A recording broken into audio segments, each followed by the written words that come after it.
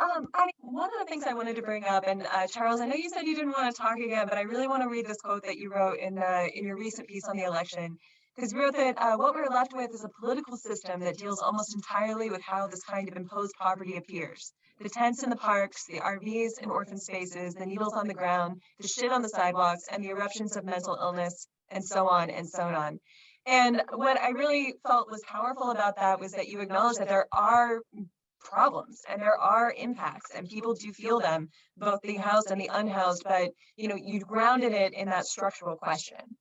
Yeah. So how, what are you guys thinking about how media reflects that these problems do exist, but maybe, I don't know, how to approach them in a way that isn't tragedy porn, that can recognize all of these things?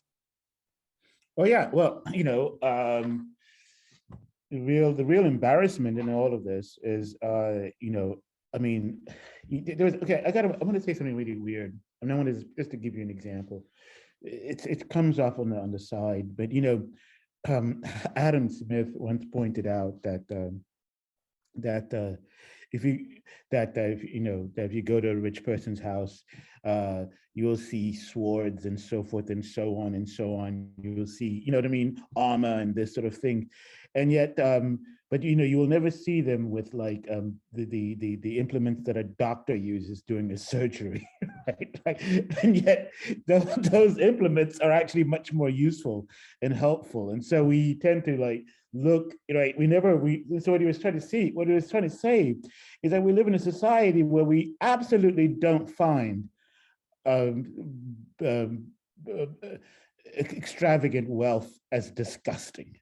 Right, we live in a society where we're told or we're taught to believe, where our disgust is directed at the poor, which should be the very opposite. But we're these cultural animals, and so we our perspectives can be shifted depending on who is running and who is commanding the messaging and the structure of what is or the value system, right? That's involved. And so what I was trying to sort of stress was that that you do know that nobody has to be on the street. You do realize that. I mean, if I don't start a conversation, about the issue where that is not an understanding, like, from as a point of departure. If we don't start there and say like, people are thrown on the streets. I mean, that's what's happened. That's what we live in a society where we put people there. And but then it's in the line is, but then they say that we resort to this language of self-reliance and so forth and so on. And so, that's the language of those at the top. And so that's the thing that they want us to appreciate, is that they sort of have done all of this sort of stuff on their own, and we have this mythology along those lines. But but the saddest thing is you can talk in these kinds of structural and or discuss patterns and so on and so on. But ultimately, someone is living on the streets. Someone is like, is in a tent and or in an RV and so on. And people don't really grasp the real tragedy of that. Being a human being and being a human being and a cultural human being is demands a lot of support. Right. I mean, you just don't do it very easily, right? You need access to water. You need access to all of these things for maintenance and so forth and so on. If you're living in an RV, you have to assume a huge amount of the responsibilities that are provided very easily through a house. The services are, I think people don't grasp the utter material aspect. And I think that what I was trying to express was that when you look at it when you put people in a situation like that, where they can't be fully human, like fully enjoy the services and the cooperation of our society, if you put them in that situation, it's going to look bad. Oh yeah, it's going to look very bad. It's going to smell. It's going to often be, involving drugs and, abuse of, drugs and stuff. I don't want to. I'm not a moralizer. I'm just saying that if you want to put people in a situation where, they don't have access to showers, they don't have access to bathrooms and so forth and so on. Yeah, it's not going to look good. What do you think?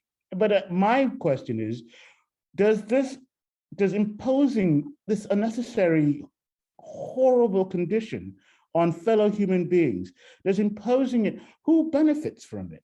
Who wants people to say, oh, look, they're doing, look, they're robbing, look, a canister, a gas tank exploded, an RV's on fire. Look, you know what I mean? Like, oh yeah, canister exploded. It's hard to maintain when you're isolated, when you're cut off from all the resources of society because rich people have decided that they're going to demonize, all of those at the bottom, and we've accepted that, and they pump it through our media system.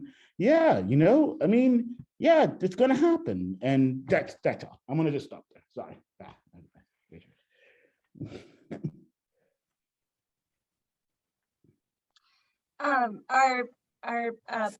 Sorry. No, it was just crazy that we have a publication. It's not our publication, but Street Roots, which is sort of like a real change, but in Portland. They just got a new executive editor, and in their kind of opening welcome, here I am kind of article, they said, Street Roots will continue to eschew the narratives that seek to present the inconvenience of the powerful as a counterpoint to the needs of people long suffering from marginalization. And like, I don't know, I think that's a very powerful way for media to approach these kinds of issues, saying, yes, there are inconveniences and you don't have to be happy about it all the time, but there are far more, far more dangerous consequences to the people who are surviving through that, like you're saying. Yeah, I think that, the trap that media falls into often is like, is cynicism. And I think there is a profound cynicism among, the media and the people who are sort of advising the media, political consultants sort of talking in our ears about what's really going on. And so much of it is just it's based on this idea that things are the way they are and they will never change. And therefore, all we can do is sort of look down our noses at it and observe from somewhere 50 feet aloft in the air what's happening below us. And I was really discouraged by some of, not just the coverage, but some of the reactions I got on Twitter. And again, Twitter is not real life, but from other people in the press, just sort of like mocking what perhaps may seem like my aggressively uncynical take on issues like homelessness, which is that it isn't my job just to observe what's happening, and it isn't my job to take a perspective, which I think actually media like Cairo and Como and Seattle Times do anyway. They take the perspective of the powerful and look at everything through that lens. But but it's also to say, how can we change things, because this is bad. The situation that we are currently existing in is not just a situation that like emerged from as for tabula rasa. Like it's bad, and there are ways that we can advocate to change things.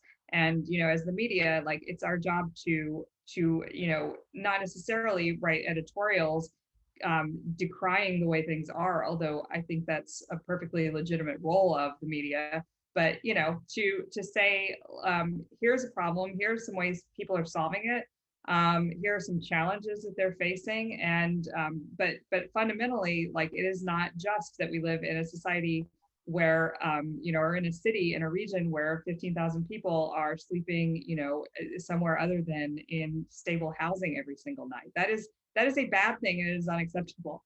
And it is not just a fact of reality, like the fact that the sky is blue or something. It's and so I find increasingly the cynicism of what's left of the media incredibly demoralizing and depressing. And, you know, and having other members of the press sort of come at me and say, you know, that you're being naive or you're part of the left or whatever. It's actually quite energizing because it makes me think, you know, I'm glad that, you know, that it's riling them up because somebody has to.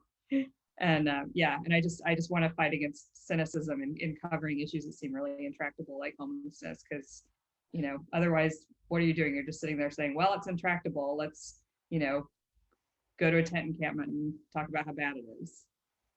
Yeah, it was fascinating. I found out that I was on the left the other day. Nobody's ever called me that before. Yeah. I think a big problem is that, I mean, the media has built itself on this kind of neutral stance, and they're like, you're biased if you're not balancing both sides or whatever. And it sucks that homelessness has to be an issue that you can even have both sidism to it. But there's also this degree of remove that, like, journalism ethics stress, like you want distance from your subject. And I think that's so challenging with a subject that is so, or just a crisis that is a humanitarian crisis that requires such empathy.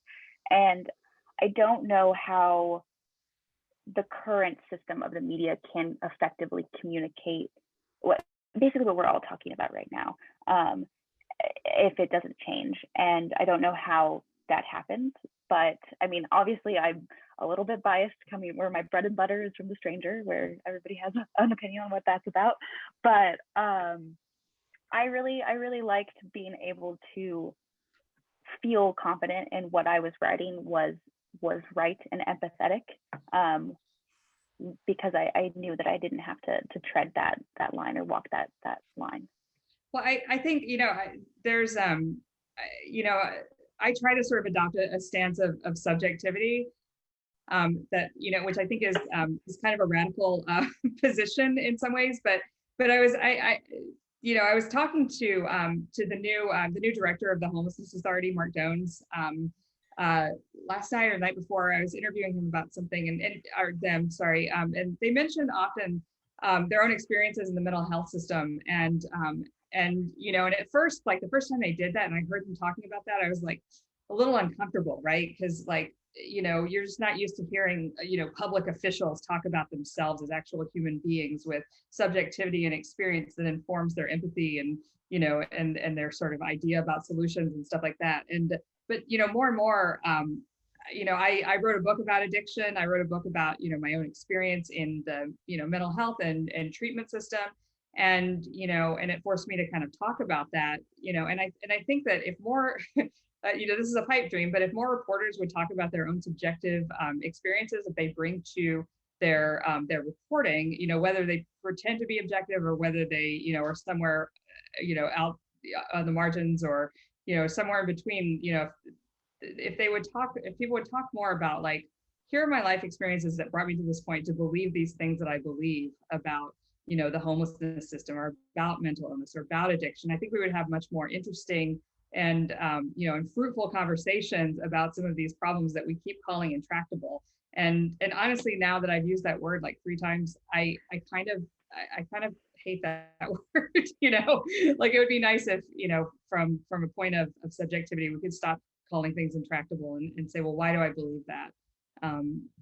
But yeah, I mean, this is, you know, perhaps a fantasy for another time. I don't think the media is going to change dramatically to acknowledge that they are in fact incredibly subjective, because we are all human beings with experiences. But that's my wish. Yeah, we can retire intractable. You know, they're difficult, they're long-standing, they're structural, they suck, but they can be fixed. They are ultimately policy choices.